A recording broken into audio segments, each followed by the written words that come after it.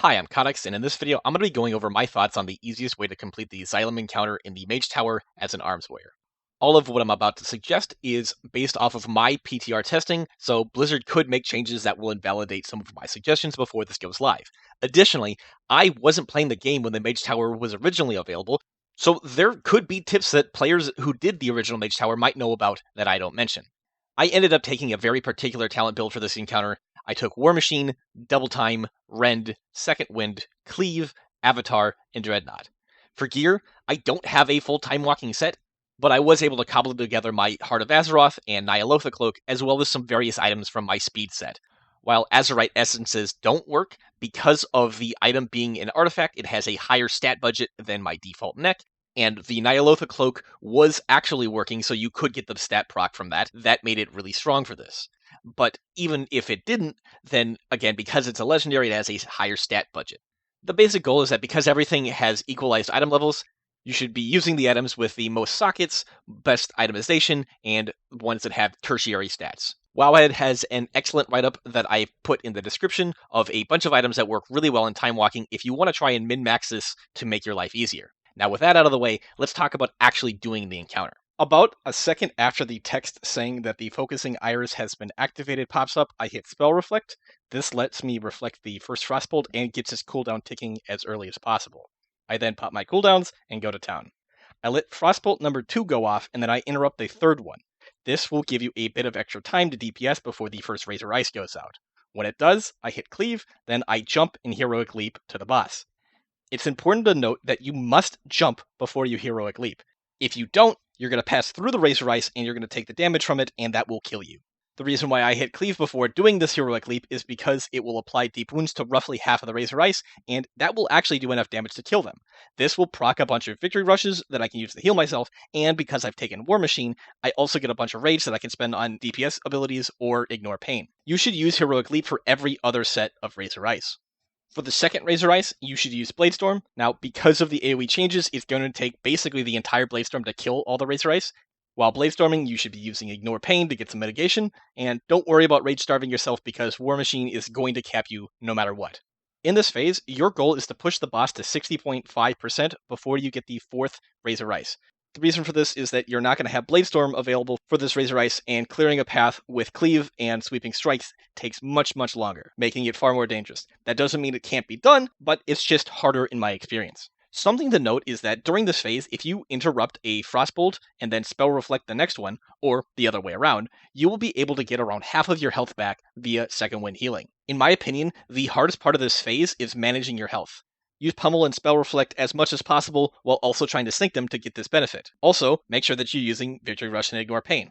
Once you get the boss below 60%, he'll cast an Arcane Barrage, then disappear, spawning a ton of little ads. Somewhere on the edge of the room, typically on the other side, you're going to see a Sparkle effect. You need to get to that Sparkle effect as quickly as possible. Once you do, the boss will reappear and end that phase. You have 40 seconds to complete this phase, or the boss is going to explode and kill you. The easiest way to do this is to first kill whatever ad is closest and then stand in that bubble that it spawns when you die, because that will heal you and it'll give you time to figure out where that Sparkle effect is and how to get there. From there, you're going to want to find the farthest ad that you can charge to, wait till it's about to finish its cast, then charge and kill it. From there, do that again for another ad, and then by that point, Heroic Leap should be off cooldown, allowing you to leap to where the boss is. It's important to not be near the ads when they are completing a cast, because that's going to knock you back, so time your charges accordingly and use Pummel as needed. Once this mini phase is done, the boss is going to cast one Arcane Barrage, which you should Spell Reflect, and then he's going to do a Shadow Barrage, which just sends out a bunch of orbs that you'll need to dodge. Depending on which way the orbs are coming, be mindful of the invisible wall on the edge of the room, because you don't want to box yourself in. After that, the boss is going to cast another Arcane Barrage, which you'll be likely tempted to interrupt. Do not interrupt this cast. After this Arcane Barrage completes, he will start channeling Draw Power, which gives him a stacking damage buff. All of your interrupts in this phase should be going to stopping Draw Power. Whenever possible, use Spell Reflect on the Arcane Barrages, and Heroic Leap to the boss when he blinks to the other side of the room.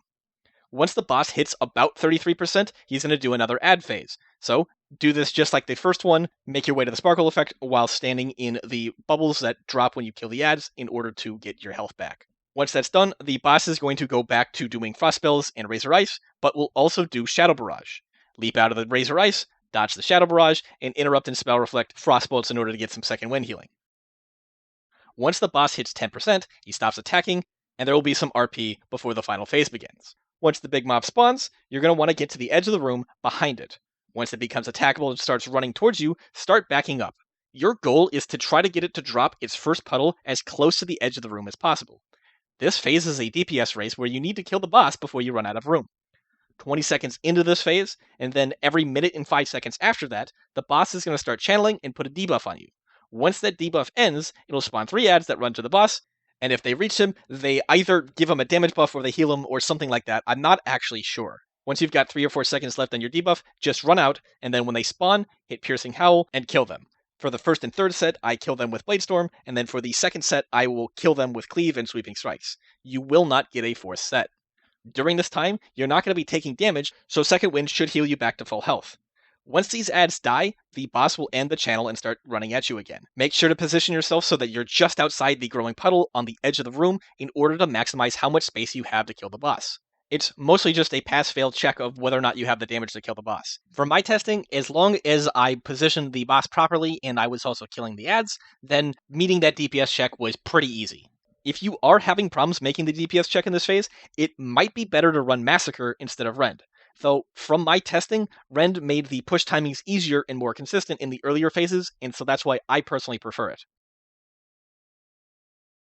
I hope that this information will help you beat the encounter so you can get yourself some nice transmogs once 9.1.5 goes live. If you know of any tricks that I didn't mention for this encounter, let me know in the comments. Or you could always just tell me why my opinions are dumb. I'll be putting a video up for the Agatha encounter for Fury Warriors as soon as I complete the script and get that edited, so keep an eye out for that. Lastly, I just want to say thank you for watching this video, and subscribe for more.